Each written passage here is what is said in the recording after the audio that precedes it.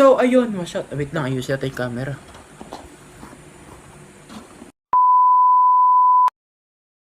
Ayun, wash out mga kanegro, muling nagbabalik ang inyong vlogger. So, ayun, mga wash out mga kanegro. Ayun, gagawin na natin ang ating part 2 ng Describing Crush. So, ayun mga kanegro, marami akong nabitin sa nauna kong video na to na Describing Crush. Pinutol ko kasi dahil pag medyo mahaba baka ma-bored kayo kasi mahaba ganun. So kaya ginawa ko, pinutol ko na siya, ginawa ko sa part na to. So itong part na to hindi ko masyadong mahabaan na dahil hindi ko naman sila masyadong naging kilala, hindi katulad ni Alexa. Oh my gosh, hindi katulad ni Alexa na hindi ko man sila pinagkukumpara pero parang ganun na. Wow! Siyempre si Alexa kasi matagal na pinagsama namin. Siyempre nakasanayan na namin kasi isa't isa tuwing dati kasi sa Manila pag umaga ganyan, chat ka agad yan, tapos magkasama agad ganun kami sa Manila. And I miss you. It's how you pretend to love me then. So ayun, ayoko na balikan, tapos na di ba?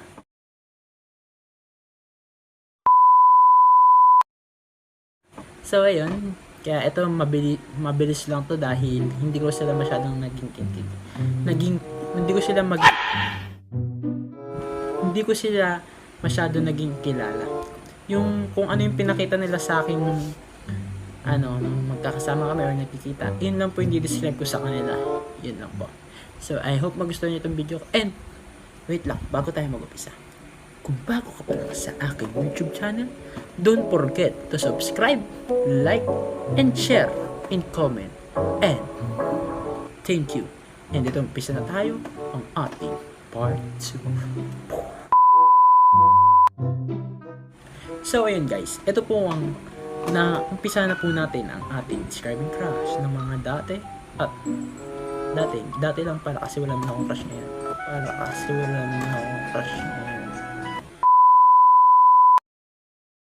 Yun, ito nga guys. Describe ko, naging crush ko si Mina Tanjulan. Para sa mga hindi nakakilala, ito po siya. Yan po si Mina. Si Mina po matangkad na babae. Medyo ano rin po, malaman-laman. Hindi, medyo mataba po siya konti. Pero hindi po masyado. Konti. So yun, si Mina po yun. Tapos medyo matangos ilong, maputi, makinis. Saka yun, hindi siya masyadong maingay. Hindi siya talkative. So ayun, describe ko naman po ugali ni Mina. Si Mina po mabait na babae. Mabait siyang babae, masipag mag-aral, mabuting kaibigan, mabuting classmate, masinop sa mga gamit, at higit sa lahat, talaga, napakahinhin gumalaw ni Mina. Ayun po talaga ang ugali ni Mina. Yun, talaga. Tapos, naging kami ba ni Mina? Hindi po kami naging kami ni Mina. Hindi po kami naging kami ni Mina. Pogi ko naman. Ba't iniwan niya pa ako? Crush ko lang po siya noon. Tapos patay na patay nga ako dun dati. Hindi ko alam kung bakit. Pero matagal na yun. So ayun, next. Ba't ko siya nagustuhan? Nagustuhan ko siya dahil medyo mabalbon siya. Oh my God. Kasi talaga ako guys, parang yun talaga yung kahinaan ko sa mga Wow! pagdating sa ganyan. Talagang kahinaan ko talaga sa kanila yung mabalbon, medyo dito, lalo na dito. Ayan na naman, Alexa na naman Yan, kasi Alexa talaga guys dito mabalbon.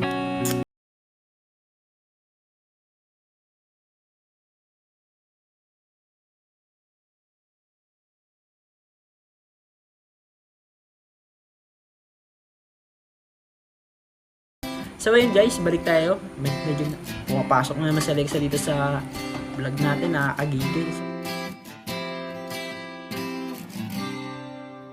So ayun guys. And Next tayo, kay Jella May Disipida. Si Jella po sa mga hindi nakakilala, ito. Si Jella po is malaking babae yun.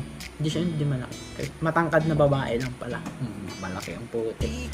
Matangkad na babae si Jella and maputi din po siya and yun, medyo may pangatawan din and nakasalamin po siya. May salamin. Tapos, describe ko na po ugali ni Jella. Si Jella po, okay naman po siya. Mabait po siyang kaibigan, classmate, tapos mapagmahal po siya, tapos matulungin po siya sa mga classmate niya, kaibigan niya, ganun sa mga magulang niya. Ganun sa, ganun, basta yun. Tapos, matalino po si Jella, section 8. A ba or B? Yung grade 5 yata yun. Hindi ko na alam. Basta elementary section 1 siya lagi. A or B, ganun po. Hindi ko na alam kung ano siya. Basta yun. Tapos, masipag siya mag-aral. Tapos, at higit sa lahat, ukulele siya. Galing niya. Actually, marunong siya mag-ukulele. So, yun yung ko sa kanya. Yun yung nakita ko sa kanya. And then, naging kami ni Jella. Yes, naging kami ni Jella. So, yun. Tapos, bakit ko siya nagustuhan? Nagustuhan ko siya dahil marunong mag-ukulele. Ukulele ba yun? Wow! So, yun. Nagustuhan ko siya dahil ukulele. And then, next tayo. Last tayo kay Jem Pura. Si Jem Pura po, nakilala ko lang po siya sa Facebook. Social media. Si Jem po, lang po, describe ko si Jem. Medyo hindi siya medyo kasi maliit siya. Kasi nung po dati po yun. Taga-sundo po ako dati ni Jem. Sinusundo ko po dati si Jem sa Lagro High School. Yun po. Sa mga taga Lagro, shoutout sa inyo. So, ayun. Wow, famous. So, ayun. Taga-sundo po ako ni Jem. Kasama ko pang mga tropa ko. Naalala ko nun si Kongkong. Kongkong, shoutout kung nanonood ka. So, ayun. And then, medyo maliit, tas medyo malusog. Hindi siya medyo. Ba talagang malusog. Jem, vlog lang to, Jem, vlog lang to, baka mamaya, hindi mo na masuportahan dyan. Hindi, joke lang. Then, medyo malusog po si Jem, and then, cute. Lalo na yung pag ngumiti siya. Yung yung pisngi niya. Tignan parang umuumbok. Parang may hums. Grabe. Ganun. Tapos, ang sarap pisinin lang kasi mataba siya. Yun. And then, describe ko lang po ugali niya. Yun. Ugali niya po is mabait po siya. Actually, talagang mabait. Tapos, pagmahal sa magulang, sa kapatid, tapos matyaga siya. Tsaga po talaga ni Jem dahil simula nakatira siya sa bayan, tapos nag-aaral siya sa Lagro. Ang layo kung isipin mo sa mga taga-bayan, tapos sa mga yun. Ang layo niya, tag-bayan, tapos pasok siya ng Lagro, sasakay pa siya ng jeep 2 beses, yun. Tapos dagdag pa pamasahe. So, parang ang laki. Pagod din po talaga. So, yun, matyaga si Jem. Tapos masipag siya mag-aral, tapos mabuti rin siyang kaibigan. Ayun yung Jem. Tapos, at higit sa lahat kay Jem, huwag kang magagalit na baka mamaya hindi mo na anin dyan. What? Hindi, joke lang. So, ayun, si Jem po ay, yun nga po, naging kami ba ni Jem? Yes, naging kami ni Jem, syempre, yun, naging kami lang ni Jem. Ba't ko siya nagustuhan? Parang napol lang po ako sa kanya yun. Yun po yung sagot ko. And, parang naging bullying ako dito sa describing ayoko na ulitin to, parang mali ito. So, ayun guys, hanggang dito na lang guys, and I hope nagustuhan nyo itong video ko na to, and medyo humaba na yata. So, ito, bahala na mamaya pag in-edit ko. So, ayun guys, hanggang dito. Bago pala ako magtapos, shoutout mo pala ako. Muntik ko na makalimutan.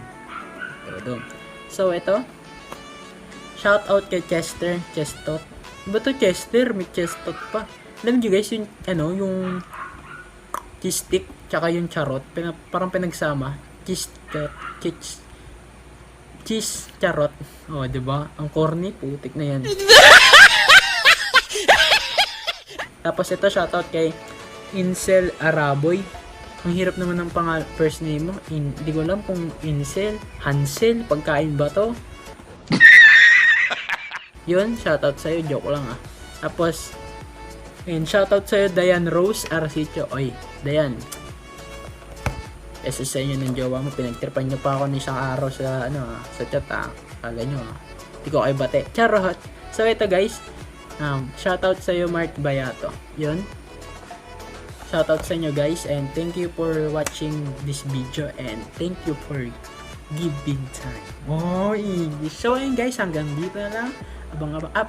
At guys, kung may request man po kayong content or vlog, any kind, wow, basta yun po, request or content, just PM me this account, Facebook account, John Iverson Scott Mantilla po ang pangalan ko sa Facebook. Ayan po, yan yung profile ko, yan yung kalbong yan. So ayan guys, I hope na gusto niyo tong video ko. Hanggang dito na lang tayo guys, bye bye.